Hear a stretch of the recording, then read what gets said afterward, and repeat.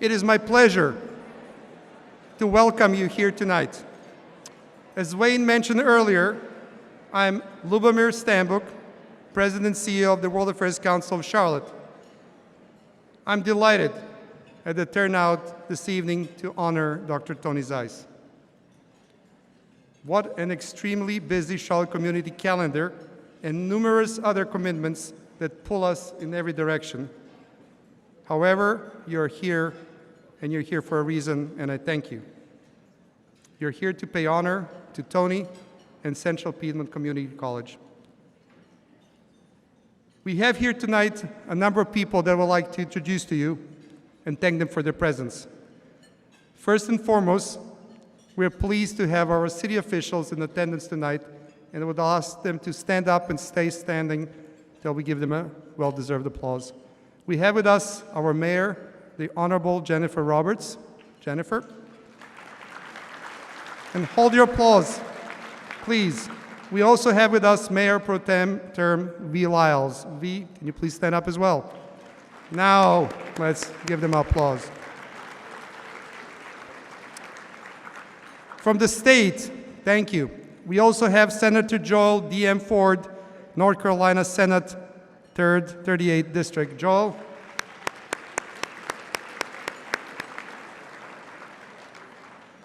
We'd like to recognize the Consul General of Mexico in Raleigh, North Carolina. The Honorable Remedios Gomez Arnau, who is here tonight with us. Consul General, thank you for being here. Additionally, we're honored to have 5 honorary consuls with us tonight who provide consular representation in North Carolina for their respective countries. So I will ask all 5 of them to please stand up, and then we'll give them a round of applause. So we have with us the Honorable Wayne Cooper, Honorary Consul of Mexico and Dean of the North Carolina Consular Corps. Wayne.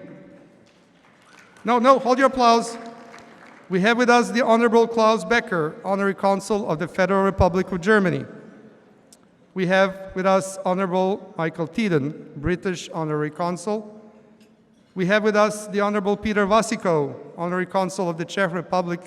And finally, we have with us one of our newest Honorary Consuls here in Charlotte, the Honorable Todd Wiebuch, the Honorary Consul of Finland. Please stand and let's give you a big round of applause. Thank you for connecting us to the world. Now it is my pleasure to recognize the presidents of 5 universities and colleges who are here with us tonight. Please stand up if you don't mind. Dr. Phil Dubois, Chancellor of UNC Charlotte. Hold your applause. Dr. Red Brown, President of Wingate University. Dr. Fran Bonner, President of Gardner-Webb University. Dr. Candy Dietermeyer, the new President of CPCC. Yay! And Dr. Carol Spalding, President of Rowan Cabarrus Community College. So a big round of applause to our community educators.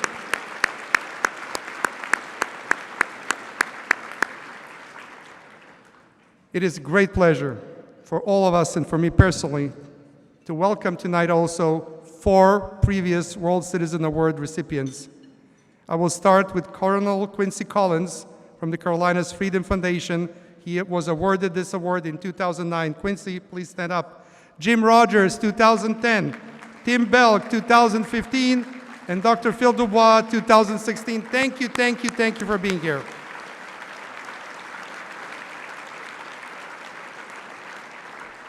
Now, our board members for the World Affairs Council help govern, direct, and promote the Council's good works and programs. Many of our corporate sponsors have a representative serving on the board, and I want to thank all of them for their continued support. I would now like to ask the World Affairs Council board members present here tonight to please stand and be recognized for all that you do for our organization. Please stand, board members of the World Affairs Council.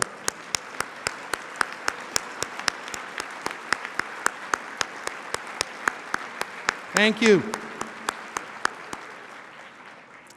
I would be remiss if I didn't mention and thank all our dinner co-chairs for tonight's award dinner, composed of numerous prominent Charlotte business and academic leaders, as well as colleagues and close personal friends of Dr. Tony Zeiss. Our co-chairs are listed in the program, and you'll have one, and include, I'll go through the list quickly and then we'll give them a big round of applause. Marty and Weston Andres, Harriet and Bill Barnhart, Sarah and Tim Belk, John Cato, Judy and Wayne Cooper, Candy and Gary Dietermeyer, Janice and Frank Dow DeFort, Lisa and Phil Dubois, Joan and Mark Irvin, Bill Gorelick, Dale Halton and Fred Wagner III, Sandy and Dennis Harris, Katrin Pierce and Michael Hawley, Kyle Carduce, Christine Katzif, Sandra and Leon Levine, Moses Lusky, Craig May, Kay and Dennis McGarry, Patty and Tommy Norman, MC and Jeff Pylon, Lynn and Ralph Pitts, Cecilia Ramirez, Patricia Rogers, Libby and Alan Simonini, Alan Tate III, and finally, Teresa and Stick Williams. Thank you again to all our co-chairs. What a formidable list. Now, we are very appreciative to our generous sponsors for this evening's dinner, who are listed again in your program and have appeared on the screen during dinner. When you see representatives of these companies, please express your appreciation to them for supporting the event. I would like to note a special thanks to Fabi Pressler and Spark Publications and the production staff for their creative vision and publication support. What an amazing job they did on the printed program for this evening's event. I'm sure you all can look at that amazing design in the front of Dr. Zeiss in front of CPCC building. They really did a great job with the whole program. I would also want to thank, and I would ask you to stand and remain standing to be recognized, the dinner committee and the World Affairs Council staff, which worked untold hours over the past 6 months to make this event the success it is. Let me start, and there's a number of them, with Wayne Cooper, Janet Malcolmus, Dr. Marie-Claire Maroon, John Gallus, Bob Holcomb, Michael Hawley, John Lasseter, Vanessa Stolen, Charlotte Klopp, Lauren Osga, and Christina Try. Please stand, and let's give them a special round of applause for the dinner committee and council staff.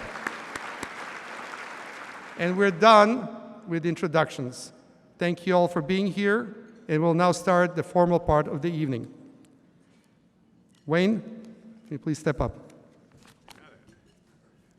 Thank you, LJ, very, very much.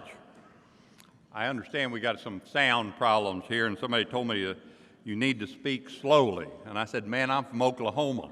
I don't know how to speak any other way, but slowly. It is indeed a pleasure to be here tonight to honor our 2017 World Citizens recipient, Tony Zeiss. You know, and I know everybody here knows about the World Affairs Council of Charlotte and what we're all about. Education, dialogue on world affairs that helps promote a broader understanding of world affairs and its impact on our community. And I said I wasn't going to deviate, but I want to just deviate from the script for just a second to say that this organization and community really owes LJ and a great deal of gratitude. You know, several years ago, 10 years ago, Ambassador Ed Brin, Millie Cox, and others brought LJ on board, and he has built this organization to what it is today. And the team that you've seen working here tonight that has put together one of the best World Affairs Councils in the country.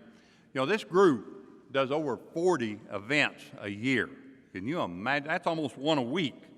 In fact, Charlotte is recognized for its World Affairs Council as being one of the best. In fact, ambassadors in Washington tell other ambassadors, hey, if you want to get your message out, you need to go to Charlotte.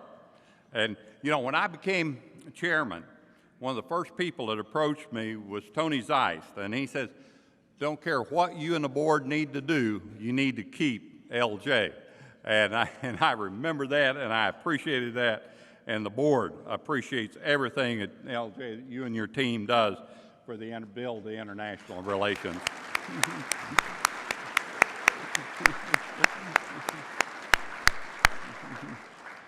In fact, along with those same lines, I'd like to take a moment to thank Mayor Jennifer Roberts and the Charlotte International Cabinet for selecting the World Affairs Council of Charlotte as a 2017 winner of the Richard E. Vinroot International Achievement Award, which recognizes outstanding individuals and organizations that have made significant effort to improve the international community here. Thank you very much, Mayor.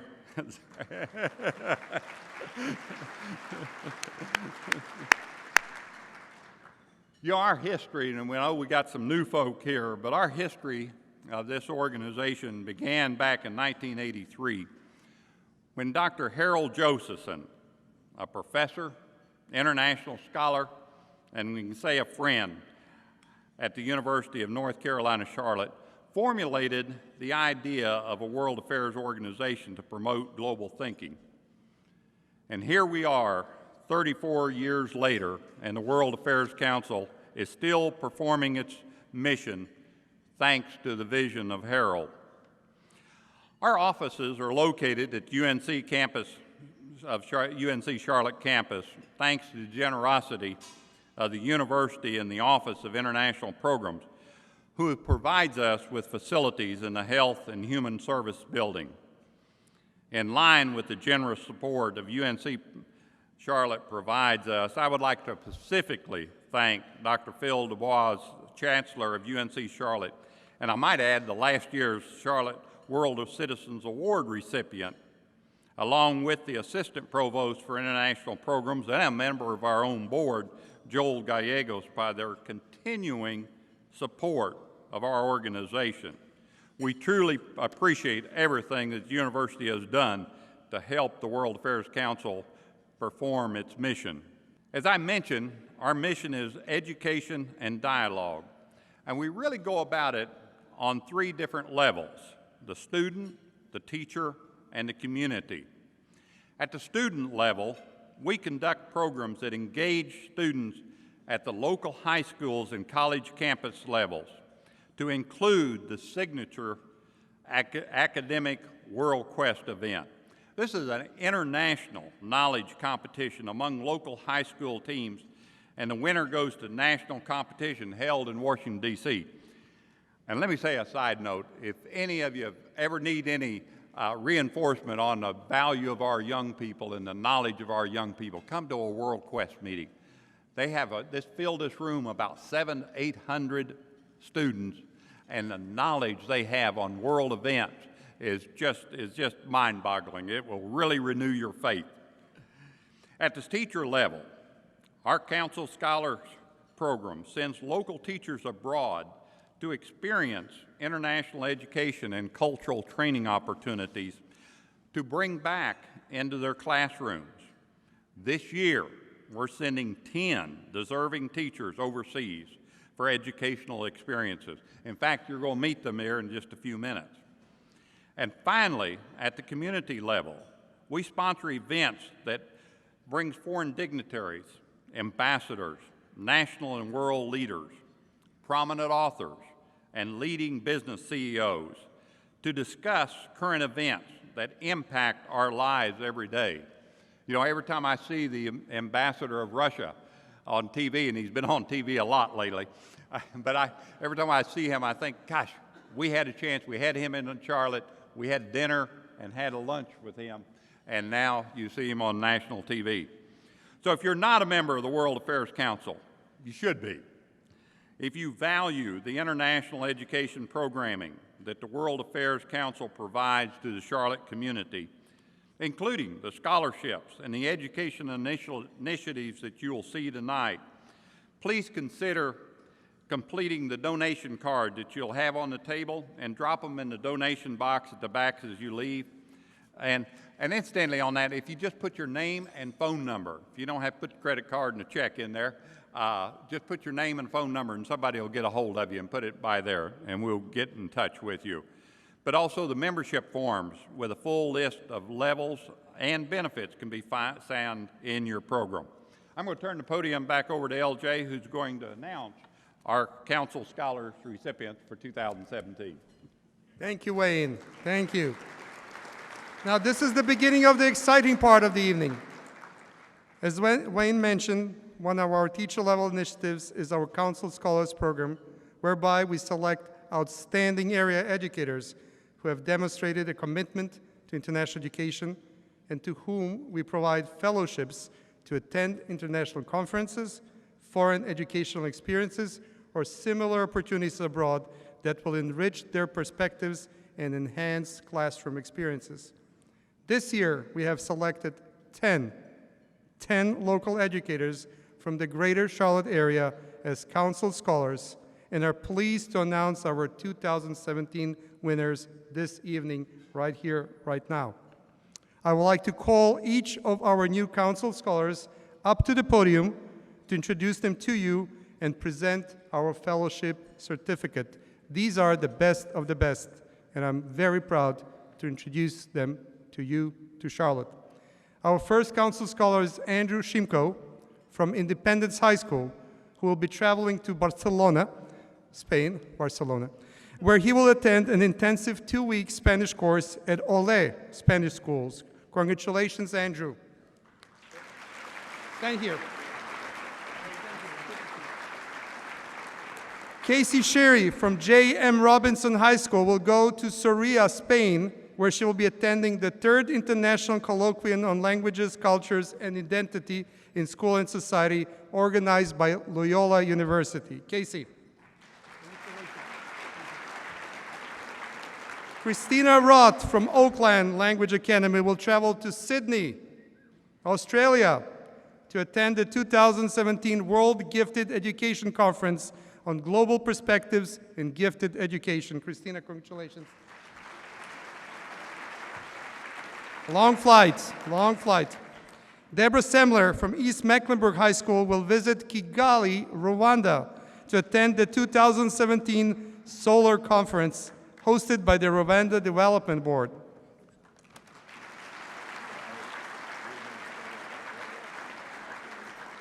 Jo Ellen Malwa from Collingswood Language Academy will travel to Ecuador to participate in the Ecuador Professional Preparation Program designed to improve expertise in Spanish language programs and educational practices in Ecuador.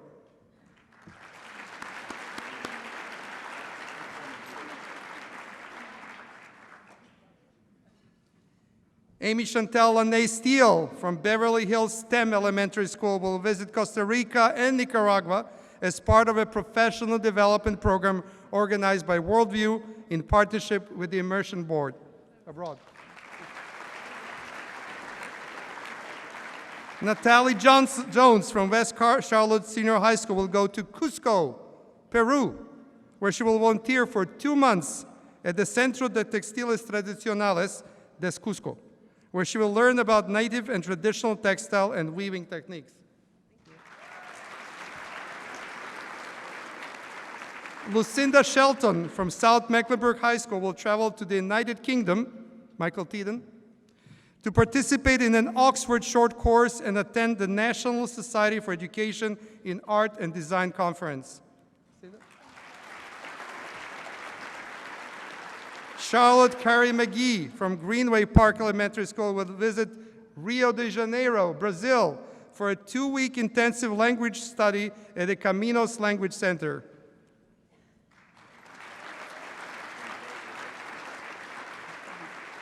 And finally, Suzanne Feinstein from Kensington Elementary School will travel to Costa Rica and Nicaragua as part of a professional development trip sponsored by Worldview to improve her Spanish language capabilities and understanding of the respective countries' educational systems.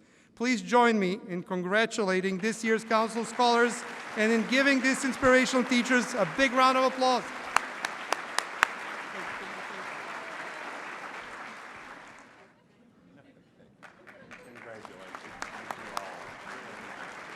Thank you, and good luck on your trips.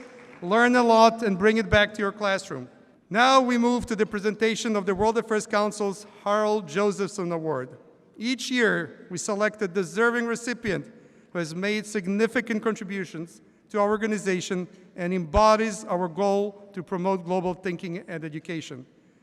This year, we have the privilege of recognizing Rajneesh Bhardwaj, a longtime World Affairs Council director and ardent supporter of our mission.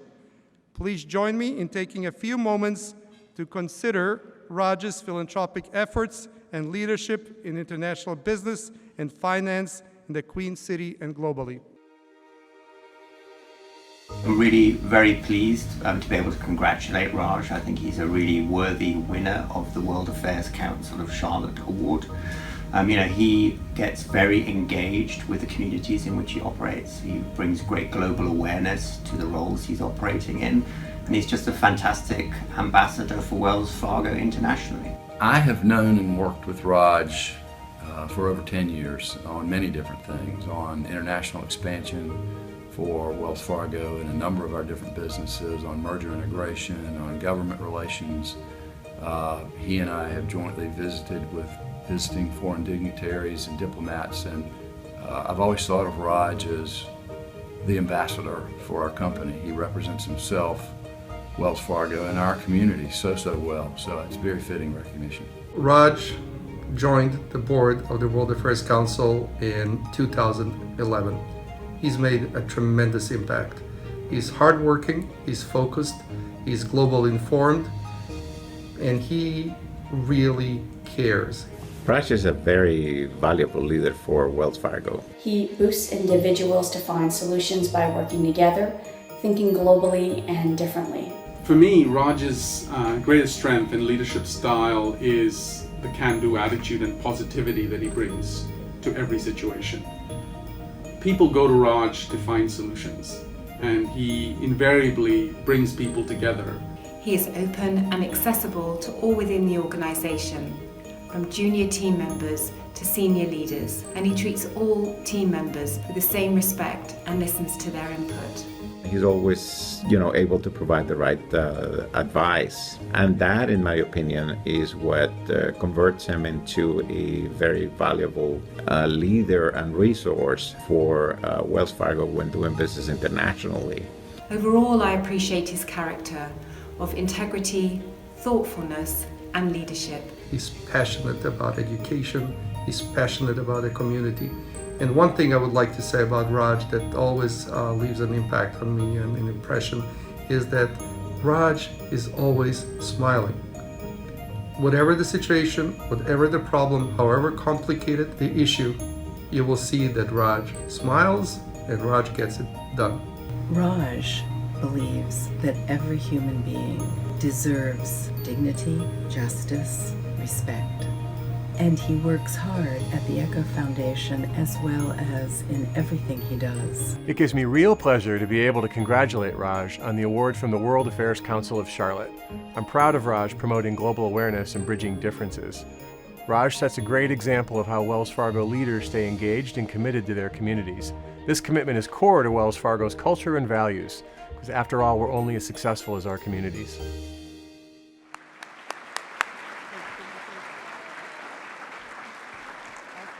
Now I'm honored this year to have introduced to you Satoshi Watanabe. He's the Senior Vice President and Head of International Strategic Initiatives for Wells Fargo, and he is here to introduce this year's award winner, Rajneesh Bhardwaj. Please join me in welcoming Satoshi Watanabe. Satoshi.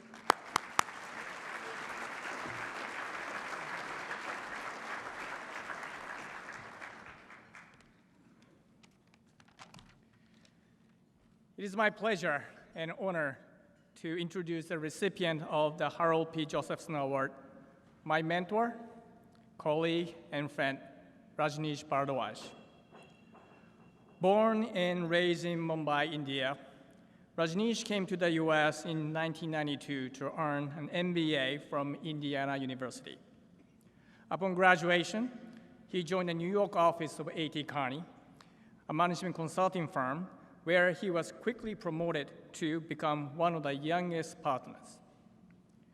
He has been with Wells Fargo since 2005, and under his leadership as Executive Vice President and Head of Cross-Border Strategy and Governance, Wells Fargo has made great strides in establishing the foundation for its international business. Rajneesh has been an outstanding community leader as well. In particular, he has made tremendous contribution to education initiatives to help students and teachers in the community as he served on the board of World Affairs Council and the Echo Foundation. I first met Rajneesh 15 years ago when both of us were with A.T. Kearney, and even today, I still work for him at Wells Fargo. I cannot thank him enough for his support, guidance, and friendship because my life would have been quite different if I didn't meet Rajneesh. He's bright and knowledgeable, yet funny and approachable. He cares for people and is respected by everyone. He travels a lot, but when he's back in Charlotte, people come to his office, one after another, to see him to just say hi or seek his guidance because he's so welcoming and open-minded. Let me conclude by speaking to you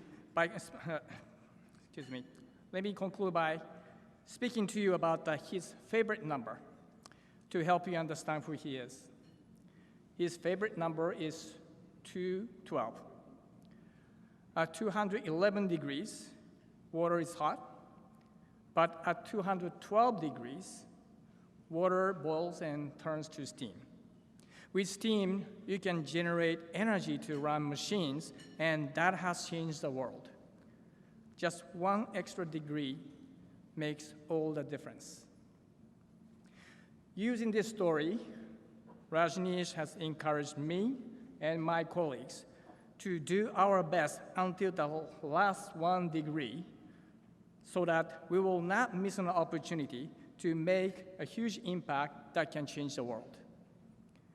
As I see him every day, working hard, side by side with his colleagues, there's no question that he's living his life under the 212 principle. So I am very happy to see him receive today's award because steam he has generated has certainly energized me, his family, and my colleagues, and as well as people in the community. Please join me in welcoming my inspiration, Rajneesh Bhardwaj, to the stage.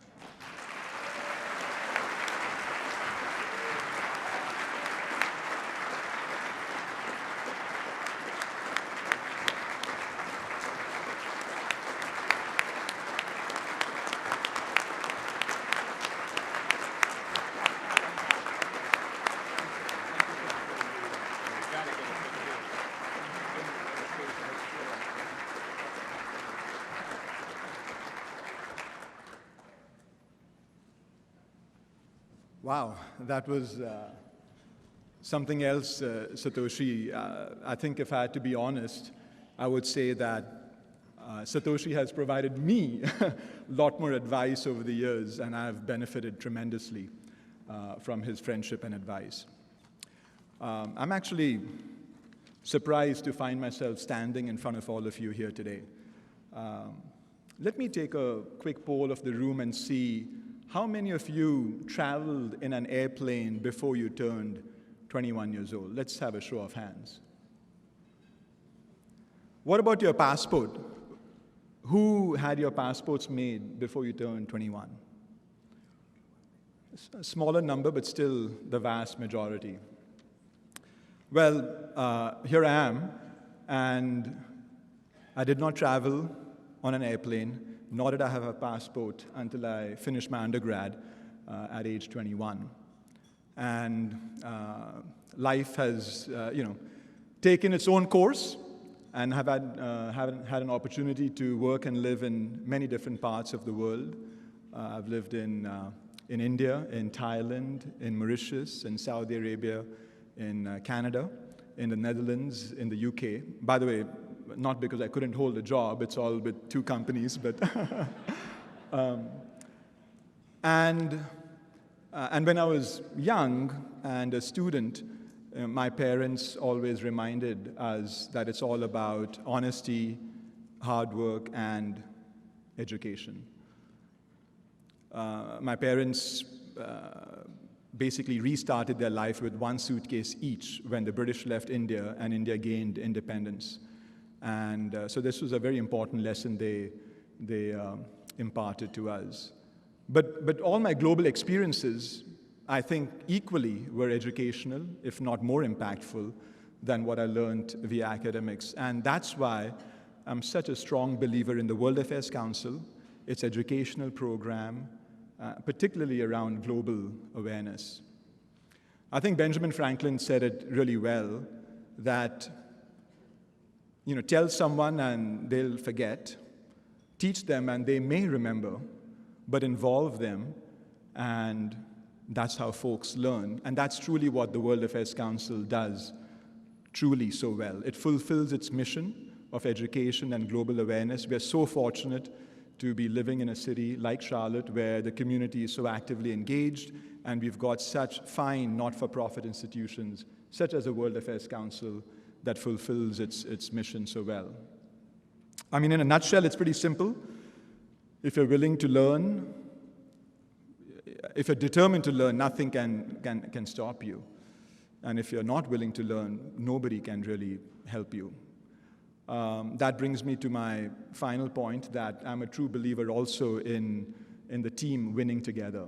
And I'm so thankful to all the teams that I'm part of. I want to thank my dear wife, Aditi, my family, the World Affairs Council family, the Wells Fargo family that is turned out in full strength, and my family of friends. So with that, I'm deeply humbled and honored to accept this award. Thank you so much again.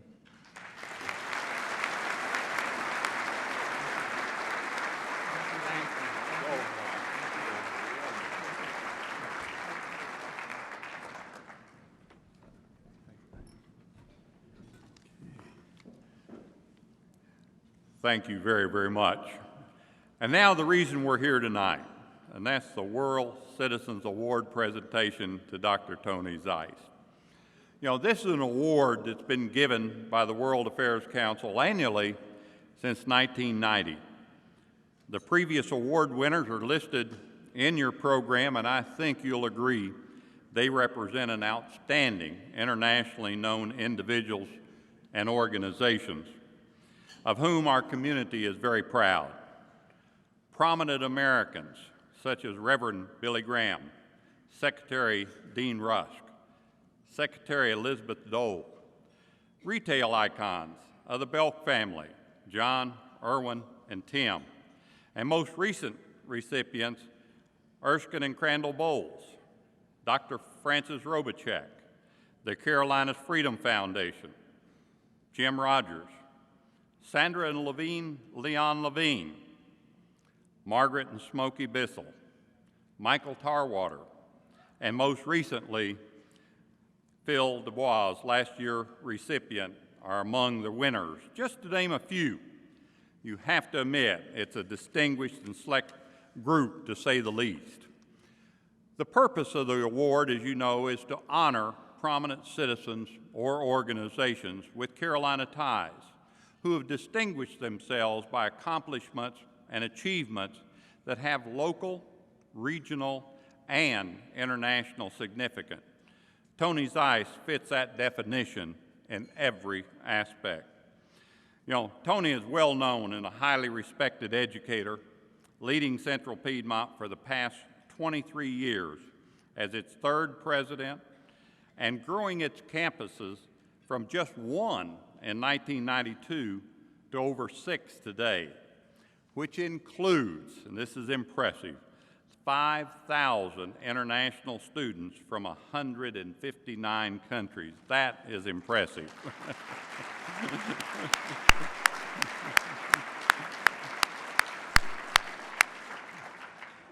As you can imagine, being president of the community college comes with tremendous financial responsibilities, not just managing a budget, which I might add Tony is a master of, having grown Central Piedmont from a mere $50 million in early 90s to over $200 million today, but also helping to raise funds to help leverage and support all of the worthwhile programs Central Piedmont provides to the community it serves. One of the most unusual fundraisers that I think I've ever heard that Tony came up with was a sporting clay shoot. Where they toss the clay, the little round disc up in the air, and you try to bust them or try to break them with a shotgun. And this has been incredibly successful. Yeah, in fact, one year, Mark Irwin, who's here with us tonight, was able to get his friend Larry Hagman, you know, of the Dallas TV fame, to attend the event. And Larry Hagman even donated his wife's Ferrari for a raffle to raise funds for Central Piedmont. You know, in the last 14 years, Tony has raised, and that organization has raised over $1.5 million benefiting education at Central Piedmont, specifically for veterans and first responders. It is sold out every year. In fact, I have not been able to get a shooting place for the last 3 years. If you can do anything of that, let me know. But I told Tony, Central Piedmont's the only school I know of that raises money with a 12-gauge shotgun. Yeah, now you think about it. You know, to say Tony's high energy is an understatement. Whether he's lecturing, speaking, fundraising, you name it. I always love it when I meet somebody new at one of Tony's events, and after watching his always high energy performance, I usually ask them, can you guess what his hobby is? Now, it's not racquetball or anything like that. It's deer hunting. Now, all of you know Tony, and that's why you're here, but can you picture him sitting quietly in a deer stand for 3 or 4 hours? You know, Tony's also a very avid fly fisherman, and, you know, in fact, at one point, he wrote hunting and fishing articles for outdoor magazines. But one day, Tony, Beth, Judy, and I were at our lake down in Gaffney, and it was a great day. It was a fantastic day that you always dream about, and Tony had caught about 20 hybrid striped bass, and these were 5 to 6 pound each on that thing. And as you fly fishermen know, catching a 20 fish that size puts it on a 9-foot fly rod, puts enormous strain on your elbow. And Beth, who incidentally is also a fantastic fly fisherman, a fly fisher woman, there we go. Tony says, Beth, my elbow is killing me. And Beth says, well then, Tony, stop. No, just one more, just one more. That is the competitive spirit of Tony. Judy had to give him a sling for his elbow because the next day he had graduations where he had to shake hands with about 700-800 students. And of course, Tony did it. But a more genuine and humble person you won't meet. Tony always introduces himself as Tony Zeiss, never Dr. Zeiss.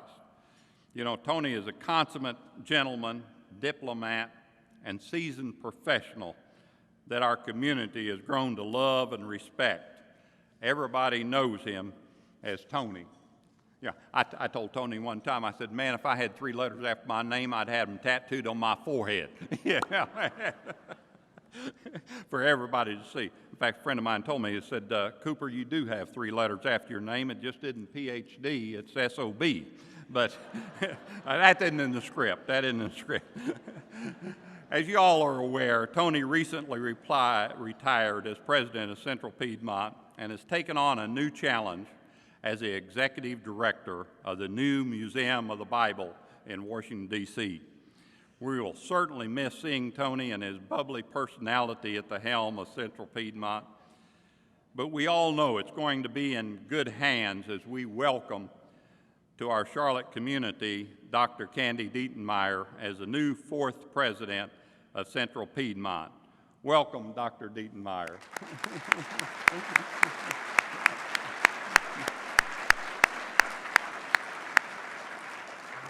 And incidentally, we want to thank you and all of your workers for all of the help that they have been to this organization to put on this event tonight, and we thank you for that.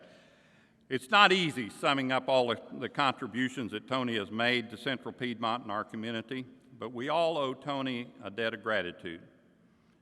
Gratitude for making our lives better, for helping the thousands of students that have improved their lives and opportunity because of Central Piedmont and Tony's efforts.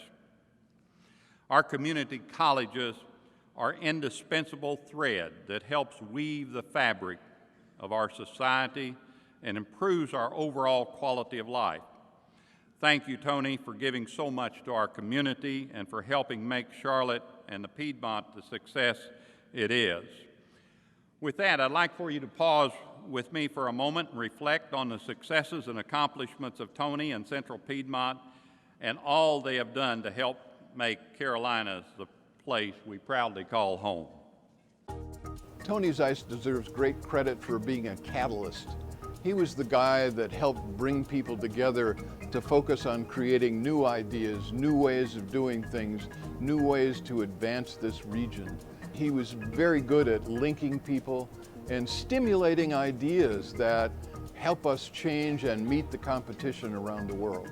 He took a look around and he saw that there are over 1,000 foreign-owned businesses that are already operating here in the Charlotte region. Central Piedmont became the place where the skilled workforce for these foreign-owned companies go in order to get the workers that they need. Tony is a great leader and he has great vision, and he knew that Charlotte needed to be on the global stage. He was the one that brought us together, business leaders, nonprofit, government, to be intentional about pursuing a global vision, and that's the kind of leader he really is. I got to go on a conference with him in Washington with 3 of the other board members, but that's where I really got to connect with Dr. Zeiss, ask him questions, and he would also ask me questions because he wants to know how the international population was being treated on campus, because as you probably know, as the president, he has a lot on his plate, but small questions like that made me understand that he actually cared for us.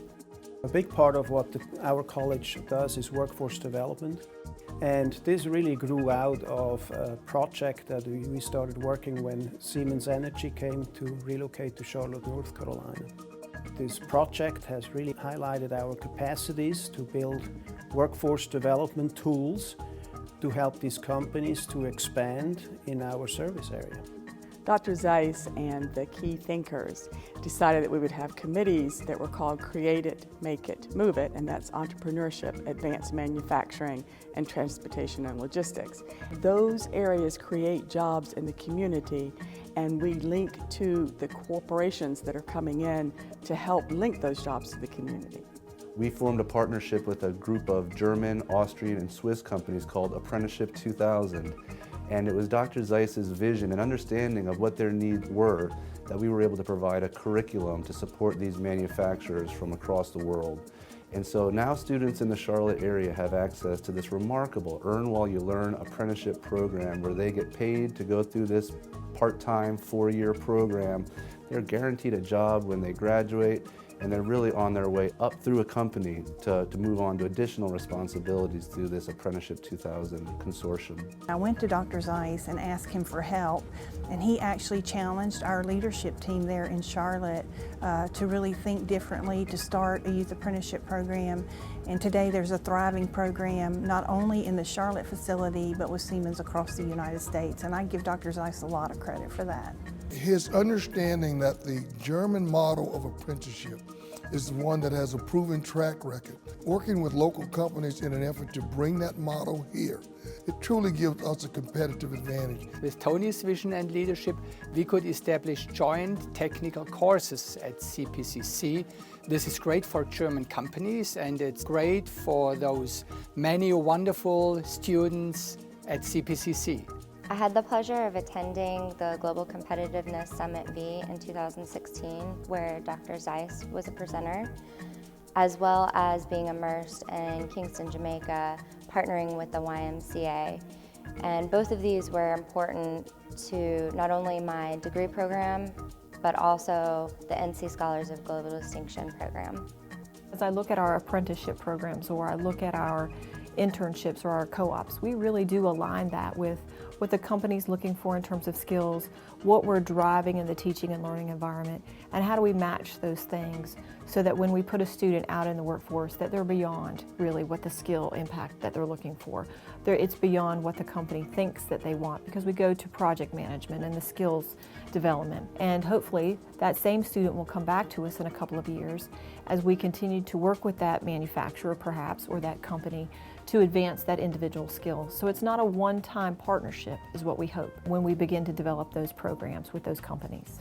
This school is one of the leading institutions of higher education that is adapting to the needs of our modern workforce.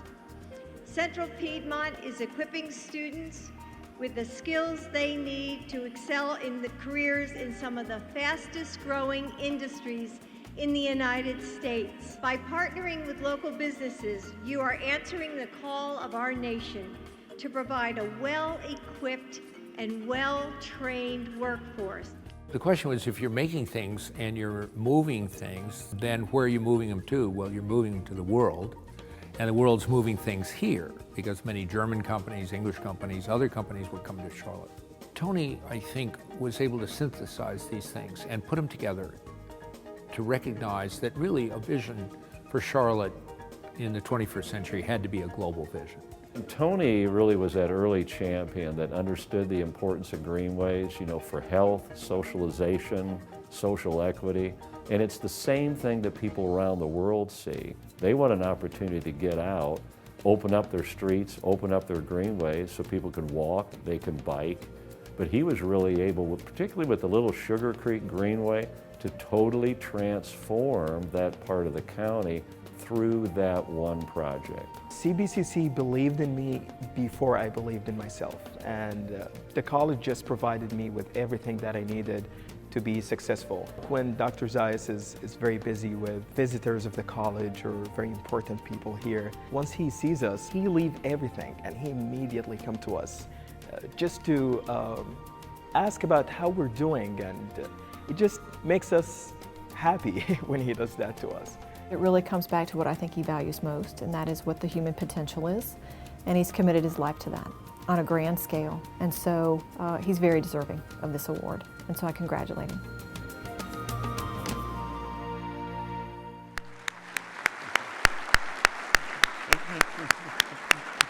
Almost.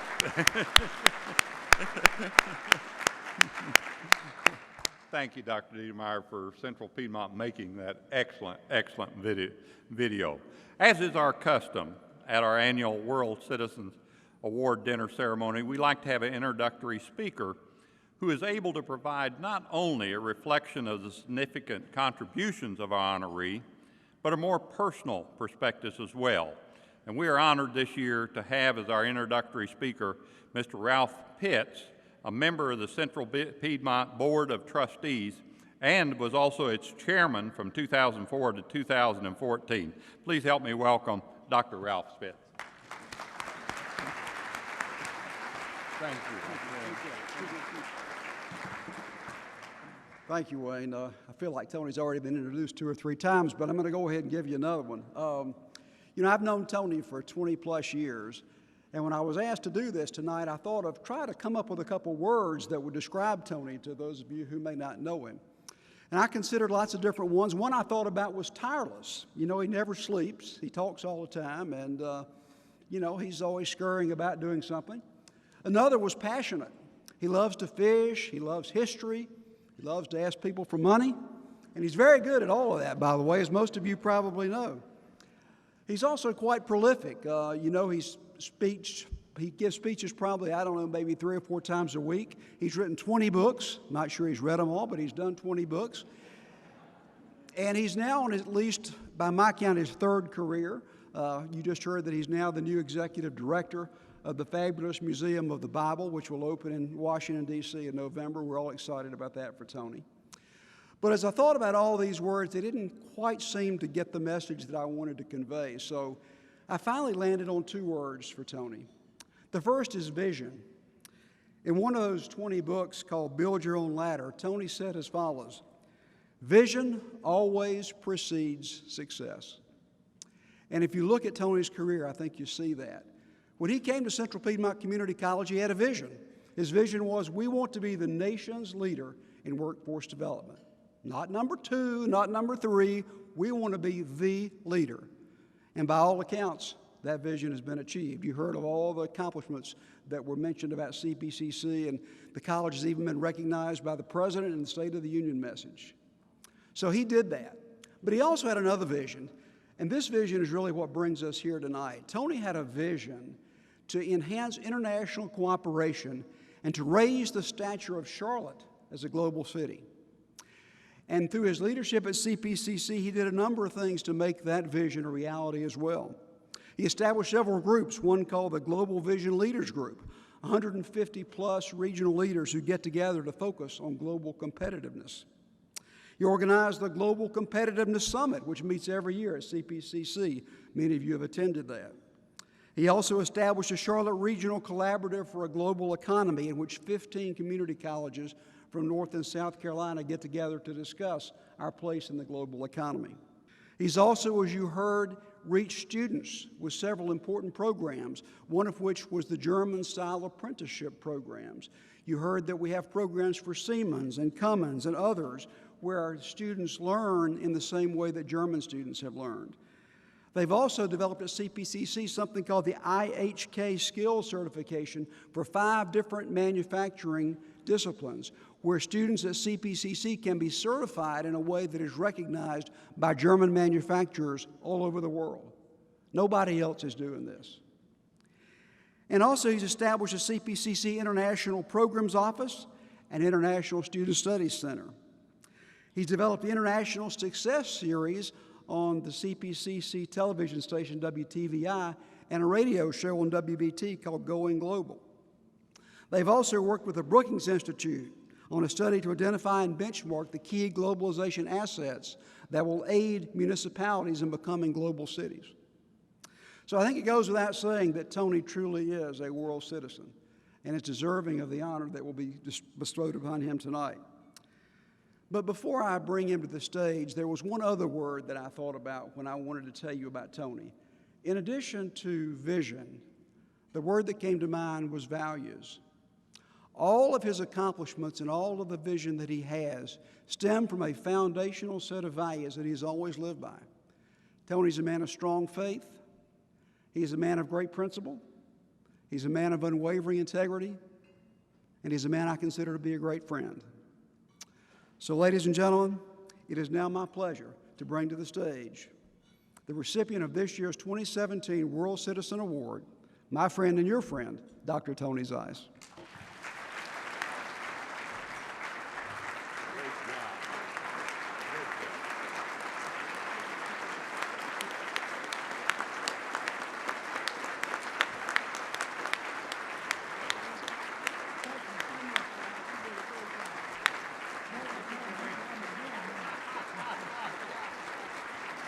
Thanks.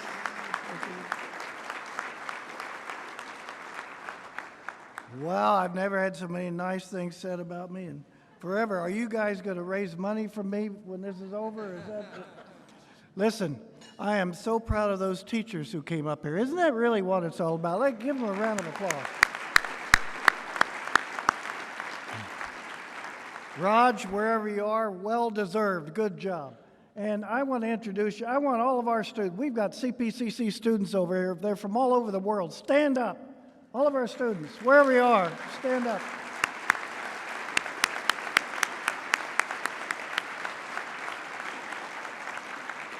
That's what it's really about.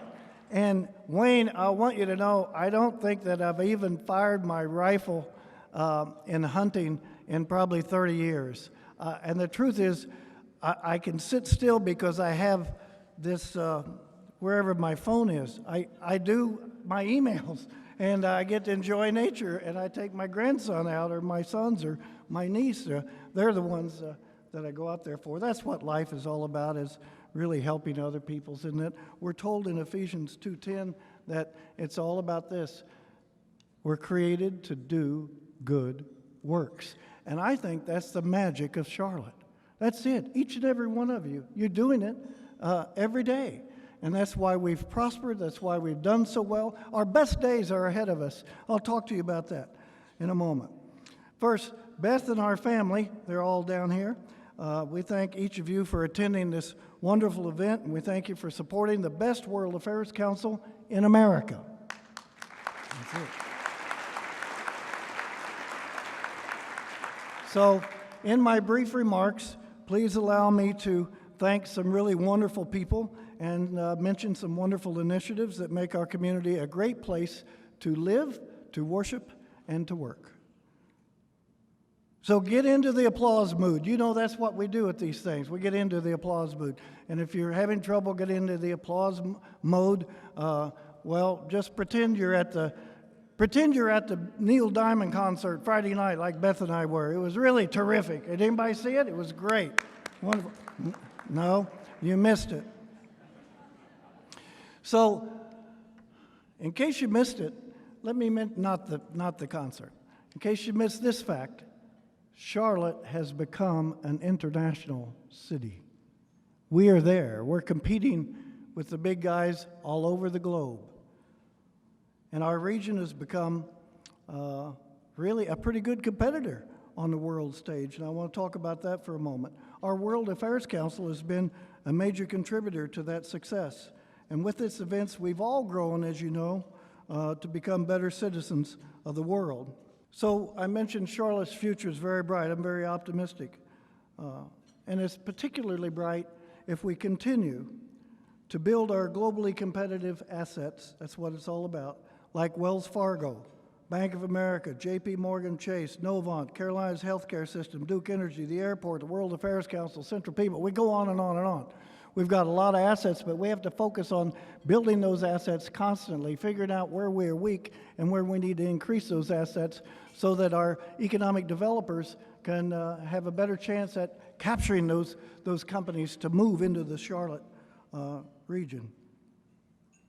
In fact, the Charlotte Chamber and the Charlotte Regional Partnership, they do a wonderful job, as you well know, in the global marketplace. And of course, the World Affairs Council and L.J. Stambuck, who directs it, and Wayne Cooper. Wayne, you did that's the best speech I ever heard you give. You must have really practiced on that. Thank you so much. He's the board chair. He's doing a great job. They're also directly involved in helping our region succeed economically as well as culturally. And so this organization is a key leader in the Global Vision Leaders Group that was organized by Central Piedmont Community College about 6 years ago. It now has 200 regional key leaders in 31 counties in North and South Carolina. And they all just want to make our region better. They want to ensure future prosperity, jobs for our students, jobs for our children and our grandchildren, so that their days will be even better than our days. And so our purpose then, as this Global Vision Leaders Group, is to help ensure the future prosperity of our region by becoming a global hub of commerce. I think that Michael Gallas was the first one that coined that term, so don't attribute. He's a lot brighter than I am, and he's a bright guy. The World Affairs Council took off on one of the key strategies in our strategic plan to increase our assets, and that one was we need to look at our honorary consuls. You know, they represent different countries around the world, so we have connections to different countries, those particularly that we want to target for business. And we had about 7, so get this, we had 7 when we started about 6 years ago, and your World Affairs Council has increased that to 24 today. That's worth a big round of applause. We also need to thank the many community leaders and college presidents like Carol Spalding, who's here tonight. Dr. Spalding's with president of Rowan-Cabarrus Community College, and others who built or put together and established the Workforce Development Collaborative run by Michael Allman. This collaborative, and Central Piedmont, this collaborative includes 18 area community colleges that are, with the help of JP Morgan Chase and Craig May, and with the help of MC Pylon and the John M. Belk Endowment, they are reducing the skills gap like no other place in the nation. This is the leading area in the nation of how we produce better skilled and knowledgeable workers for particularly manufacturing, IT, healthcare, and primary jobs like that. So I want to thank, you've seen a picture up here. By the way, I was looking at some of those pictures, and I first looked, I thought, my dad is here. Well, it's amazing how time flies, isn't it?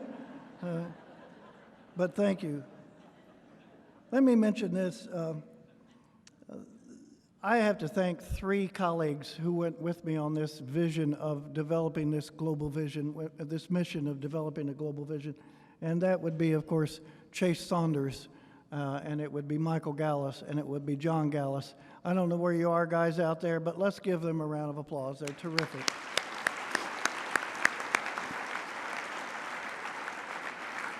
You know, we're also really, truly blessed to have two strong, probably the strongest economic leaders in America, and they're working together, and we're all very proud of them. And of course would be Bob Morgan of our chamber and Ronnie Bryant of the Charlotte Regional Partnership. Give them a round of applause.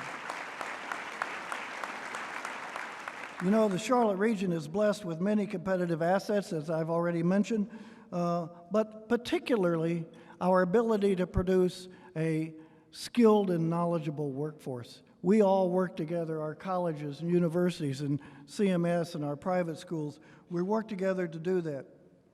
You know, site selectors consistently seek a skilled and knowledgeable workforce as their number one incentive for where they're going to locate their companies. That's why your support of education is critical. It's not only the moral, ethical, and the right thing to do, it's the economic thing to do. And so I hope you'll continue to do that. And I know you're going to support Candy and Central Piedmont Community College and the universities and everybody else as we go through that. So we need to thank CMS and CPCC and UNCC and Queens and Johnson C. Smith and Northeastern University and 20 other fine colleges, universities, community colleges that fit in this region that we have here. It's amazing. And so I would like to recognize right now all public and private educators, past and present, anyone who's been in education, on a board, teaching, whatever it is that you happen to do.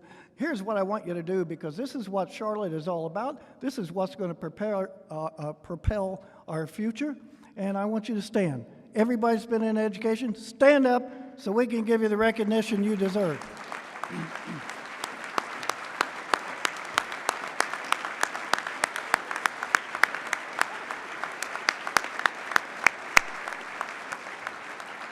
Thank you for that. You know, many visionary people have also been working with our Parks and Recreation Department all these years. They don't get a lot of credit, but you know what? They're doing a wonderful job. And the city and the county have been working also to provide an environment that's good and safe and healthy for all of us. In fact, the biggest thing we've been doing in the last 16 years is to establish a grand system of greenways. They're the most popular parks in the country right now, to promote health, recreation, social welfare, a recognition, if you will, a reconnection with history. Charlotte has the best history. It's amazing. We'll talk about that maybe in a moment. And the environment, of course. So today our Parks and Rec Department has become the envy of the country in terms of its master plan for greenways and what they've done. So we began in 2001 by cleaning up the state's most polluted stream, and that was Little Sugar Creek. You know where it is. It runs right through downtown by Kings Drive. And we wanted to put a greenway in there. So we did that. It runs north to south from uptown down Kings Drive and down Park Road all the way to Carolina's, what is that, Carolina Place? Beth, you go there. The mall. At the mall. You know the mall. Right. So when we started our work, though, get this, that stream was full of silt. And garages up and down that stream had been, when they changed the oil in people's cars, they just ran down and went right to the creek. And then it had more used tires in it than every tire store in town. It was amazing. It was the most polluted stream we had. Well, we had to clean that up before we could develop a greenway and make the amenity that you see today of the Little Sugar Creek Greenway. I had one friend who quipped, that water's too thick to drink and too thin to plow. Think about it. I liked it. So the Little Sugar Creek Action Committee was formed, and the Parks and Recreation Director, Wayne Weston, and his staff worked with this courageous group of hardworking visionaries, including, among many others, there have been so many, it's been 16 years. I want to include this, though. These were folks that worked really hard. Well, they all did, but I'll probably get in trouble. Ruth Samuelson. Patsy Kinsey. Sarah Spencer, Beth Poovey, Dave Kane, and Tommy Norman. And our initial spokesperson, guess who it was? First guy I went to see when I said, we got to do something about this. John Belk, Mayor John Belk. He said, I'll be your spokesperson. We tried to do it when I was the mayor. We couldn't get it done. I said, I need you to help me with this, and he did. So let's thank those people for everything they did. Everybody served on that. Jim Gargis came on board about 10 years ago, I guess. Jim Gargis hit the ground running, and he and his staff have continued to push this greenway system like no others in the country. And I have to give a lot of credit to Jim Gargis, my friend, and to Gwen Cook. Oh, what a wonderful person. And we're still meeting today on every 3 months basis, because we're not quite finished, but we're almost there. It's 15 miles from uptown down to that Carolina place and the state line. So anyway, I had a thought. You know, we need to keep setting new visions. When was the last time you had a national vision? To me, it was John Kennedy and we go to the moon, but we haven't had a big vision, bold vision since. But we could have another bold vision. A thought has occurred to me. Maybe we just carry this greenway all the way down to Charleston by way of the Catawba River. We could do it. They did it with the Blue Ridge Parkway. Why can't we do it? So there's a vision for you. And the Carolina Thread Trail started with this little Sugar Creek Action Committee. We began to say, wait a minute, we're developing a master plan with Parks and Rec. Why don't we get with the other counties and have them put their master plans together with ours? So today, we've got over 300 miles of greenways either planned or being developed right now in about 16 counties. It's amazing. I hope you'll continue to support that. So that greenway then became the perfect venue for people like Chase Saunders and Charles Jonas and George Dewey and Scott Seifert, M.C. Belk Pylon, Alan Tate, John Belk, Mark Irwin, Agnes Wisinger, Jay McCall, and others to reestablish a respect for the historic leaders who made this community the great community that it is today. So at the behest of Chase Saunders, he talked me into helping put together a group to raise money for Captain Jack. Now, you know Captain Jack, Captain James Jack. He ran a tavern. John Belk said, oh, he was just a bartender. He was a lot more than that, I can tell you. He was a captain in the militia in the Revolutionary War, and he volunteered to be the express rider to take the Mecklenburg Declaration of Independence and ride on his horse all the way to Philadelphia. He would have been killed if he had been caught with those seditious papers. He gave them to the North Carolina delegates. He said, this is what you must do with the colonies. We have already declared our independence a full year, by the way, before they did. And so he told them that that's what they should do. Well, we built the statue, $535,000, all private money we raised. A lot of wonderful people said we believe in the history. We want our young people to know the history. By the way, we've worked with CMS, and they've agreed when we build out more of these statues, they're going to have every sixth grader walk up and down that 1 mile section in the urban section at the Greenway and take a look at the people and respect the people who built our history. So we're very, very excited about that. And so I'm proud to be a member of the Trail of History Board, and it extended that initial vision of Jack and his horse. By the way, he's on his horse. You saw a picture of him a while ago. We never could find his horse's name. If anybody knows the name of Captain Jack's horse, see me after this, because we're trying to find it. All right. So anyway, we said, look, we're going to build 25 statues, bronze statues, in that 1 mile section, urban section, and we're going to build it. We got a committee, a historical committee, and all that, and figure out who the best people to recognize for different eras and in different occupational areas and so on and so forth. And so here's we've raised funds now for 14 of them. Charles Jonas is our current chair, and we've either erected or in the process of erecting 14 historical statues. To date, we're recognizing these people: Captain James Jack, you know about, Thaddeus Tate, Thomas Spratt, King Hagler, Jane Wilkes, William Henry Belk, Annie Alexander, Philip Van Every, James B. Duke, Julius Chambers, and the Thompson Children's Home. Now that project has 3 statues. It was an orphanage, of course, from the 1880s until 1952. And that project will feature 3 statues, the director and 2 orphans who are preparing, they're taking their shoes off and pulling up their blue jeans to wade in, you know what, Little Sugar Creek. It's going to be really cool. You'll like it. So if anybody here tonight has been associated with the Little Sugar Creek Greenway or the Trail of History, I want you to raise your hands real quick so we can recognize you. There they are. Give them a round of applause. Thank you.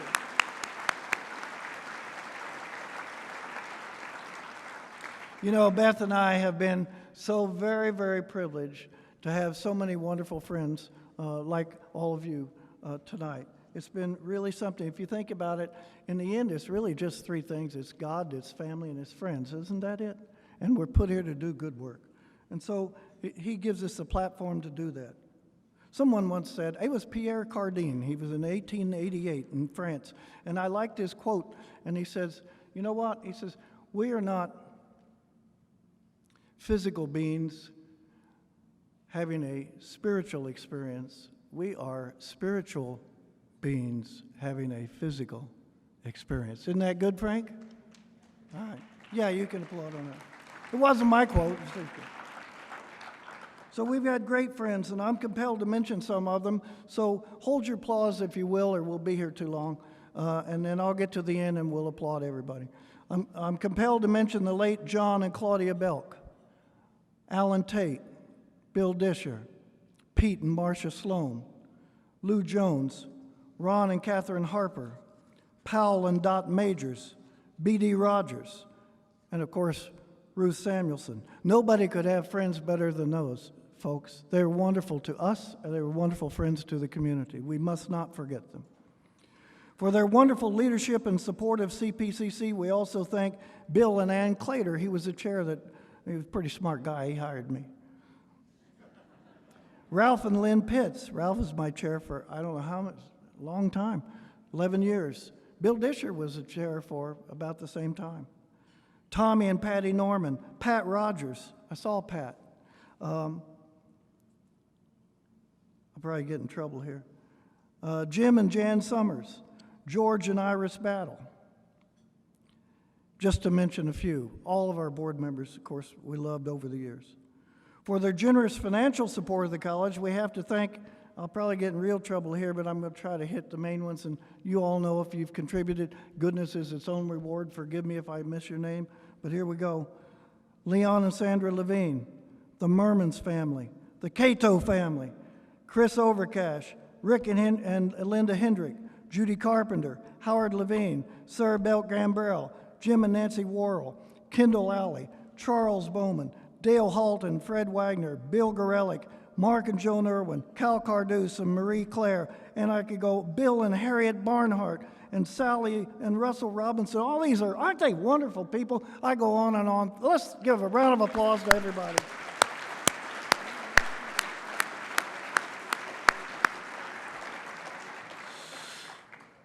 So, I have to thank my Rotary friends. I've been in the Charlotte Rotary Club for 24 years. They're wonderful people. They're just service-oriented people. They're terrific. If you're not in a Rotary Club or some service agency or organization, you ought to get in one. Beth tells me don't give advice. Okay. But I thank them a lot. I have to also thank, Beth and I thank the Church of Christ congregation at Gold Hill Road. And that's our congregation. That's our home. And we got to, it was like a reunion. We haven't been back since the 1st of January, and we got to go to our home congregation Sunday. What a great experience. The Leighton Ford Breakfast Group members, I've been there for 24 years. By the way, Wayne, I served 24 years as president of this wonderful college. Where are we? You just missed it by one. And the Mark Irwin Breakfast Group, let me tell you, those members, in both of those groups, they give unequivocal friendship. So if you're not in a Christian women's group or a Christian men's group, if you're Christian, or a Jewish group or whatever you're into, get into one of those. Start studying the Bible. It's an amazing book. We're told it's a living book. It is. Well, I won't preach. So I'm going to be remiss if I didn't thank also, believe it or not, I'm going to do this because I believe it. I want to thank the media, and I know they're controversial, especially these days, but I want to thank the media for their support of Central Piedmont. They have always supported us, particularly the Charlotte Observer, and they have supported our initiatives, they've supported our students, they've helped us with scholarships, and so Ann and Tim, if you're here, thank you, and all those who did that.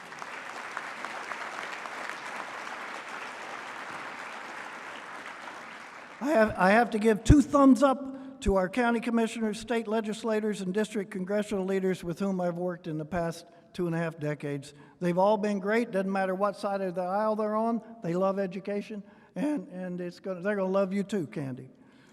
So, ladies and gentlemen, I'm especially gratified, speaking of Candy Diedemeyer, that she succeeded me as president. I was so afraid that the board, you know, I have a lot of confidence in the board, but boards sometimes stumble like all organizations. I was so afraid they'd pick some rascal to come in here and undo what we've put together. They didn't. They picked exactly the right person. She's a family person. She's a moral person. She's an ethical person. She's very bright. She loves workforce development. She understands the importance of connecting with the community, and she understands the importance of student success. That's why we love her. You're going to love her. And so, Candy, if you and Gary are here and you have a wonderful daughter, Zoe, oh, is she wonderful. She will charm you to death. You and Gary stand up so we can applaud you.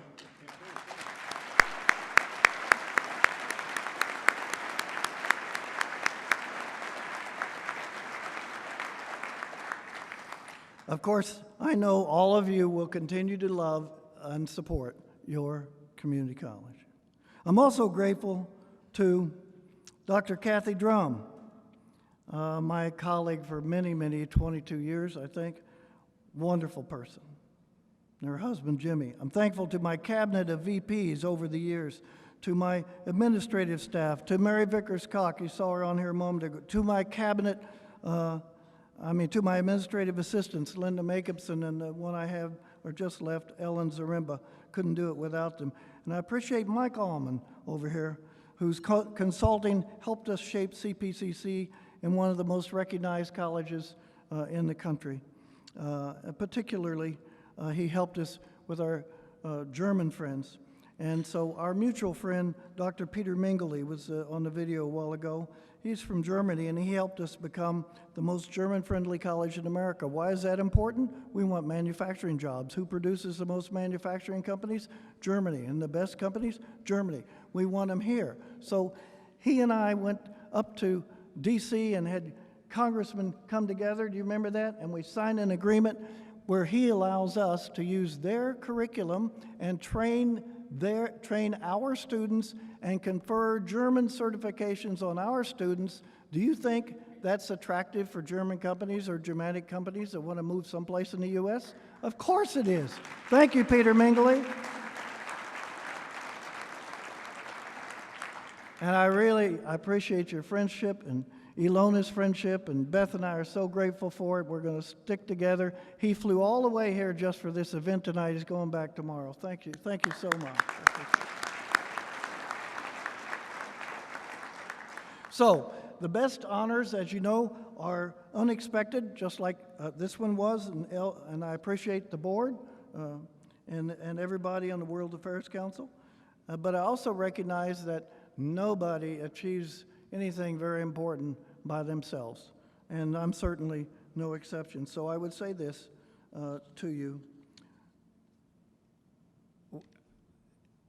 in all sincerity. Without God, ladies and gentlemen, I would be useless. And without Beth, I would be even worse. Okay. So thank you, Beth, and I thank all my family.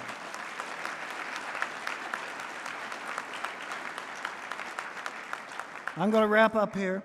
You know, Beth and I had planned for me to retire. Some of you knew about that. And I thought I'd write another book or two, and I got people pulling me to consult and do some of those things. And we were just thinking about that. And I thought I'd do some more fly fishing and work on civic activities like Global Vision and whatever Central Piedmont wants me to do. However, the Lord had other plans. And so I made this little prayer that most of us do when we're making changes, Quincy. It's like, Lord, help me. Just let me know what you want me to do next. You know, I'm going to retire. I'm going to have some time on my hands. A day and a half later, I get a call from the search consultant. He says, you don't know us, but we know you. And we need you to come up here and start this museum, the first world-class museum to the Bible. Can you imagine? I made the connection. It was pretty quick, I can tell you. And I went back and I was all kind of sort of flattered. And I said, I told Beth about it. She says, I'm not moving to D.C. And so, anyway, make a long story short, I've told them, no, I want to retire and go live in the mountains like Jim Rogers. And they said, no, you can't do that. We need you. And I said, look, I'll give you some names of some other people who could do that job. And I did that. In about 2 weeks, they called me again. Finally, they said, look, we have prayed about it. You're the one. You've got to come up here and talk to us. Okay, so you could sense I was trying to wiggle out of this, but he wasn't going to let that happen. So I went up there, talked to him. I'm intrigued. And then they said, bring your wife back. And so a couple weeks later, I took Beth up there, and they won her over. And we're in an airplane on the way back. And I said, okay, Beth, what do you think? She says, you asked him. He answered, we're going to D.C. So we're in D.C. That's where we are.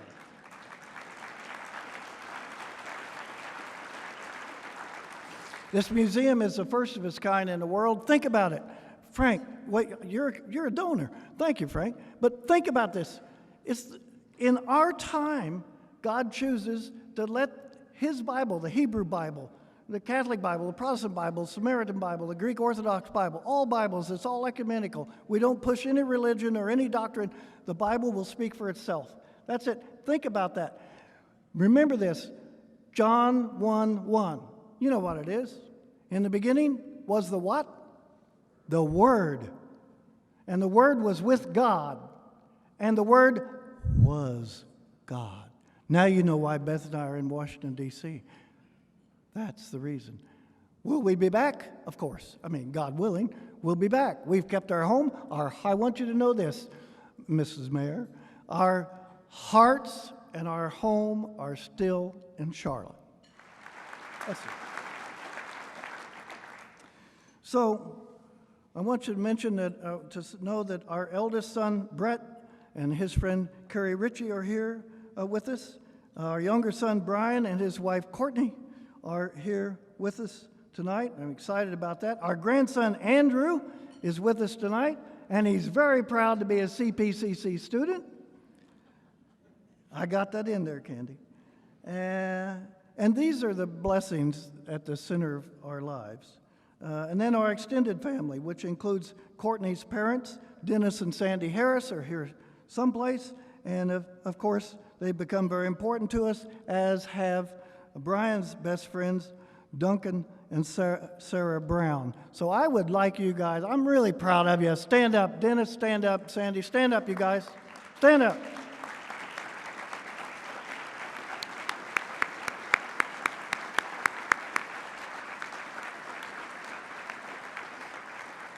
So by now I figure I've probably mentioned about everybody in the room. Did I mention Sarah Graham Bell? She's 92 years old. Sarah is here. We're so proud of you, Sarah. Thank you for coming tonight.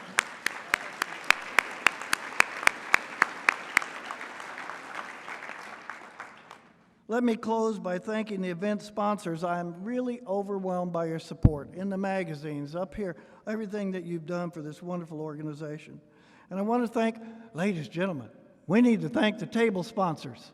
Table sponsors, thank you. This is the first time we've ever sold out. Thank you so much.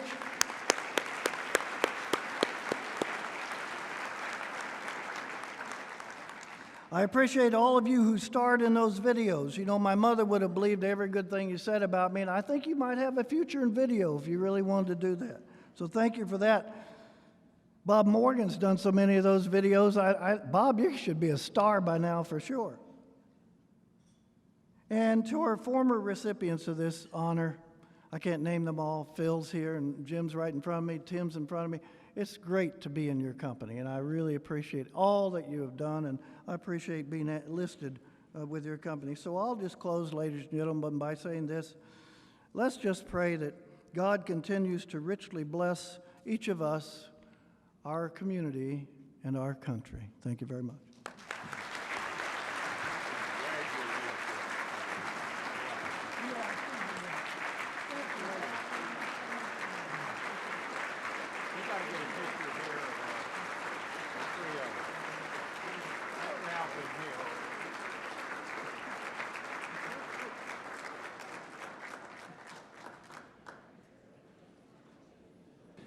Tony, in fact, to make it official, I was supposed to say, on behalf of the World Affairs Council of Charlotte, we proudly present you the 2017 World Citizens Award. Congratulations.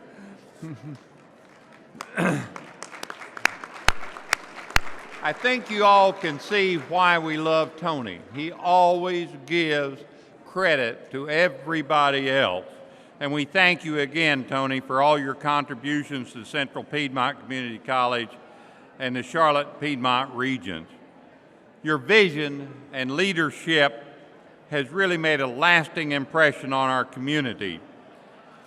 On a personal note, and we'll wrap it up in 30 seconds, I want to thank the Madam Consul General for being here tonight, my fellow Consul Generals, or Consul Honorary Consuls for being here, and thank you, Judy and Natasha, for putting up with LJ for the last several months, and all the spouses that work so hard on these programs.